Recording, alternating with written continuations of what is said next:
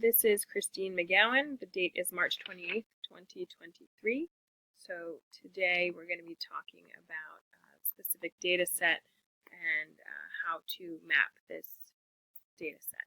So here we have a picture of the data set. I'm going to try to move my picture so you can see it. But there is on the left-hand side the genotypes that were present and then the number of progeny that we found for each set, or for each genotype.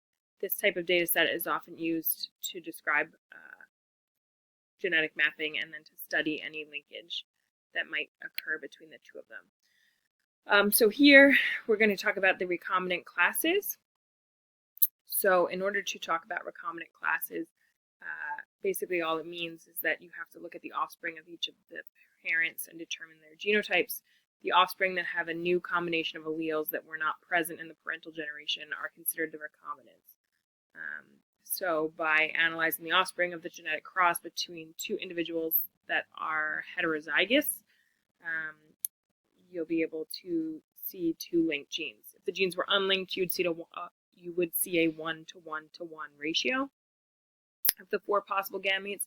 However, if they are linked, some of the offspring will exhibit recombination of the linked genes, resulting in this new combination. So here we have all different new gametes, new genotypes for the gametes that we see here that were not present in the parental generation. When we talk about a double recombinant, to determine the double recombinants, we need to look for the offspring that have undergone recombination between both pairs of genes. In the given data set, we need to look for offspring that have undergone, that have different alleles at all three of the loci compared to the parental generation. So, for example, A, B, and C and plus plus plus were the parental combinations. A plus C and plus plus C were the single recombinants that we saw. To determine the double recombinants, we look for offspring that have different alleles at all three of these spots. In the given data set, AB plus and plus B plus are the double recombinant classes, as they have different alleles at all three loci compared to the parental generation. Oops.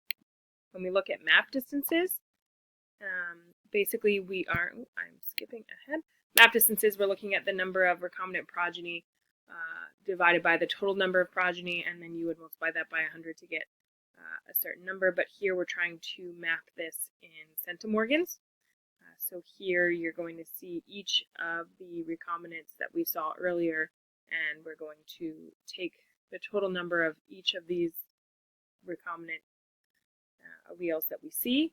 We're going to divide them by the total number of progeny that we saw overall, which was the 3,472, and that's going to give us a distance in centimorgans that we can use to map it. Oops. Here you will see the map distances that were used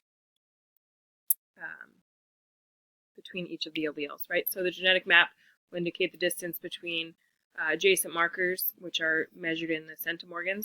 1 centimorgan represents a 1% chance that a crossover event will occur between two markers in a single generation.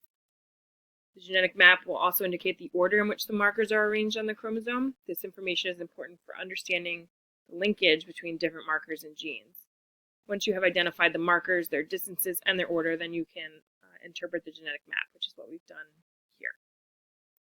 If we look at the coefficient of coincidence and interference, I think it's important to talk about what that means. So interference refers to the occurrence of a crossover event between two genes on a chromosome. It's also going to affect the likelihood of another crossover event happening on this same chromosome, right? So it refers to the non-randomness that happens during a crossing over.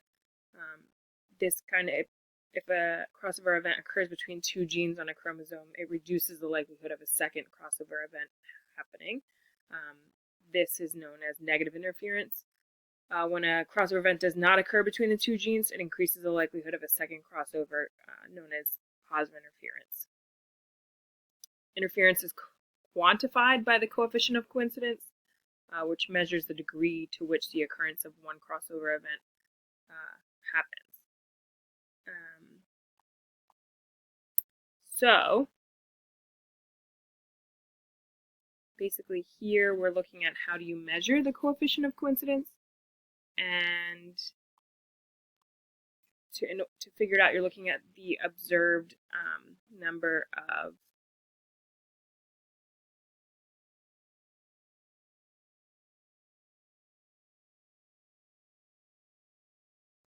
double crossovers over the expected double crossovers, and that's how you're going to get the number. In order to calculate the expected double crossover, you're going to look at the recombinant frequency of number 1 times the recombinant frequency of number 2, and then you're going to multiply that by the total progeny. That's going to give you your crossover